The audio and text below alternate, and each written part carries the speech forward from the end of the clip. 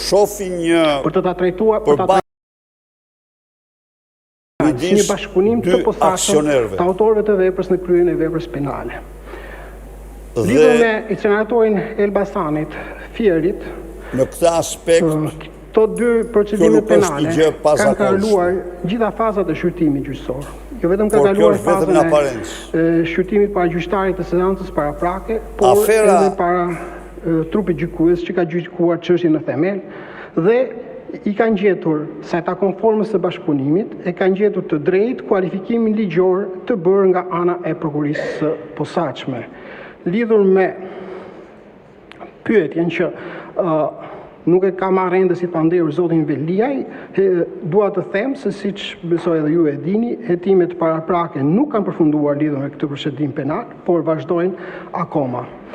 Lidhur me pyetjen a ka përpjekje të SPAK për kërkuar një dëshmi të ish-zëvendës kryeministit Arben Ahmeta nga Zvicra, deklarimet publike të tij vlerësohen rast pas rasti, për ne sot ai është një person në kërkim ndërkombëtar për veprën penale të korrupsionit pasiv, pastrimit produkteve të veprës penale dhe veprat të tjera penale e lidhur me inceneratorët. Patjetër, në çdo moment që një subjekt vepre penale dëshiron të bëhet bashkëpunëtor i drejtësisë, do të bashkëpunojë me prokurinë e posaçme, është mëse i mirëpritur.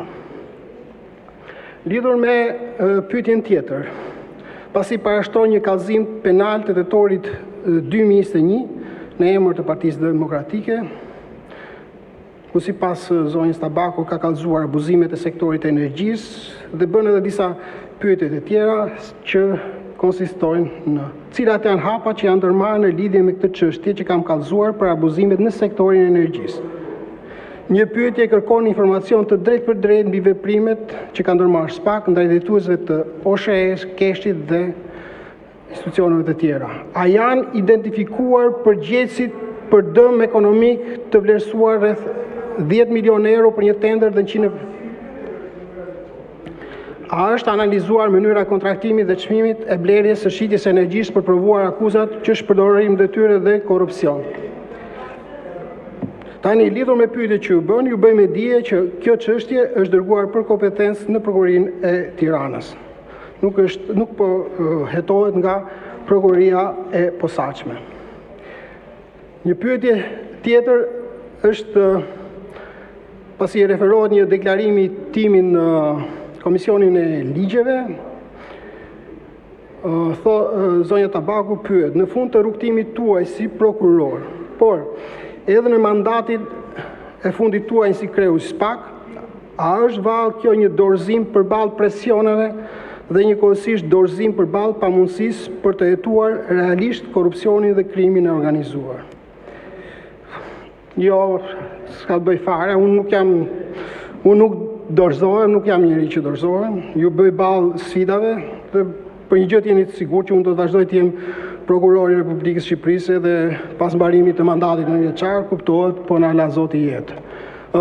Sqaroj këtu se i kam kërkuar disa herë parlamentit të shqyrtoj mundësinë e shikimit të mandatit të prokurorëve të posaçëm. Dhe në jo pak raste është aluduar se e bëj këtë për interesin tim personal. Për këtë arsye, e ritheksoj edhe një herë se nëse politika e kushtëzon apo ka dhe mendime se zgjatja e mandatit lidhet me emrin tim, atëherë unë nuk rikandidoj. Robert Kennedy, ish prokurori i përgjithshëm i Amerikës, ka thënë ndërmjet të tjerave se lavdia e drejtësisë dhe madhështia e ligjit nuk krijohen vetëm nga kushtetuta, por nga burrat dhe gratë që jetojnë ato me guxim dhe mirëkuptim. Prandaj e ndiej punën, kam guximin, por përpiqem të jem dhe i mirëkuptueshëm. Dhe kjo fjali vlen, dhe kjo thënie e Robert Kennedy vlen për gjithë prokurorët e posaçëm.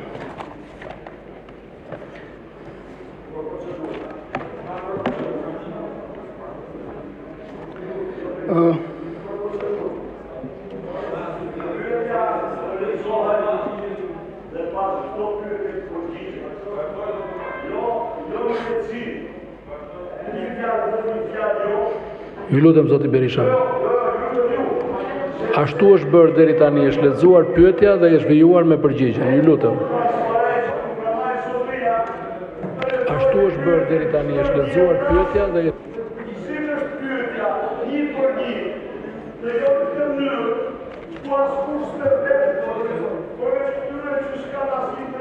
ju lutem zoti Berisha, mos ndryni, ju lutem. Po lexohet pyetja dhe vijohet me përgjigjen.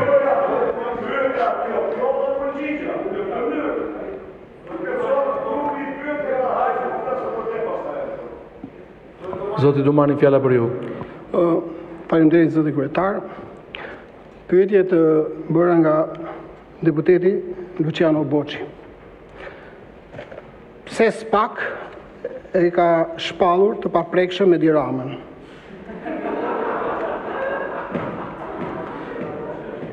Pse nuk mban ai përgjegjësi penale për çështjet e mërsipërme pasi rendit disa çështje? Për shembull, që ka miratuar në këtë kuvend ligje që i ka shkruar Klodian Zoto, e keni thënë ju.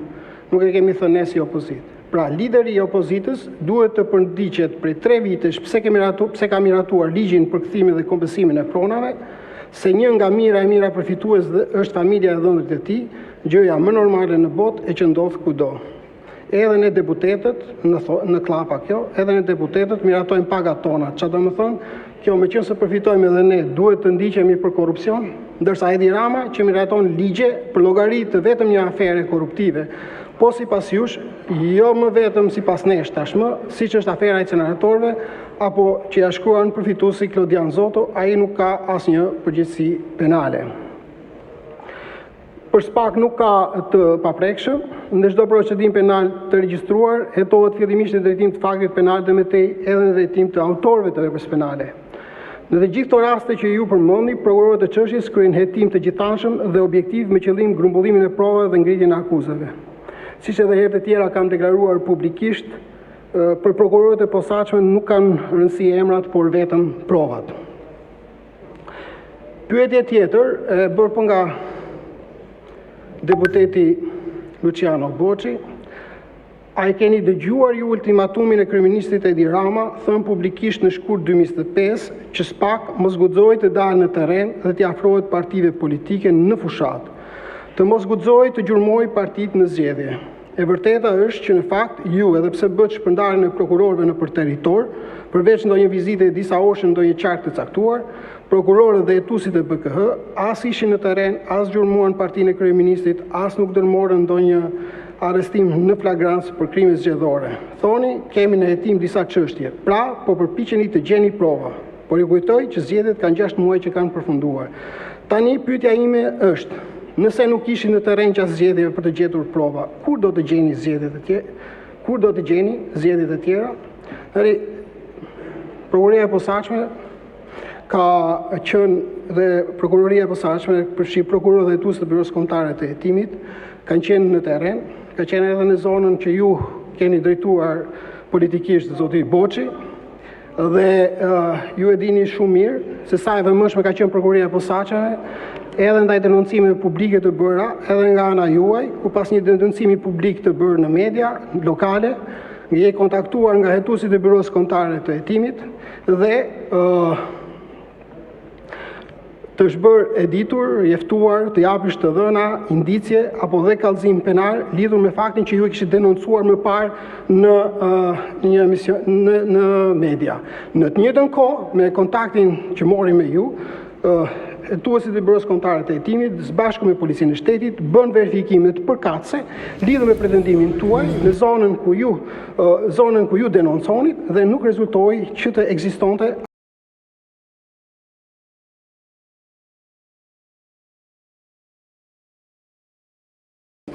atje ku ka patur problematik, ka marrë kontakt me përfaqësues të partive politike, me qytetarët, me prokuroritë e jurisdiksionit të përgjithshëm, me policinë e shtetit, duke kryer edhe veprimet konkrete hetimore.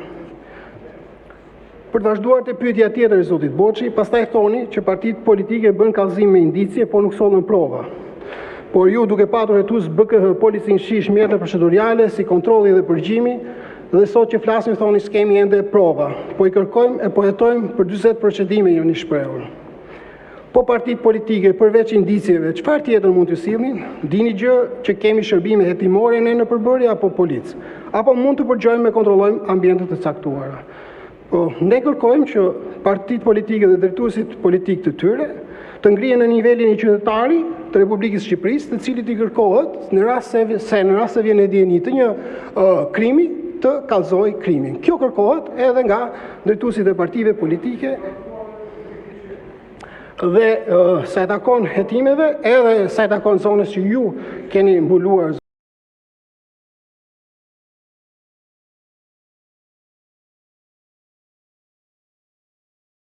e autorëve përgjegjës të veprave penale.